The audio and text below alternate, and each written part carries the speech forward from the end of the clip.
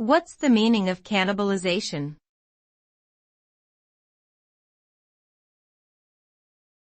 Cannibalization.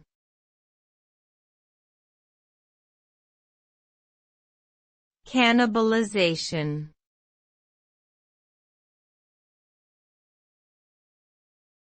Cannibalization.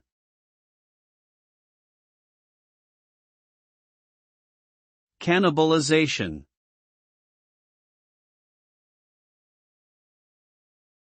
Cannibalization is a business term used to describe the negative impact that occurs when a new product or service eats into the sales of an existing product or service offered by the same company. The result of cannibalization is a decrease in sales, revenue, and profit for the company as customers switch from buying the original product to the new one. It's a common problem that companies face when introducing new products into the market, and they must carefully manage the potential cannibalization impact to minimize any negative effects on their bottom line.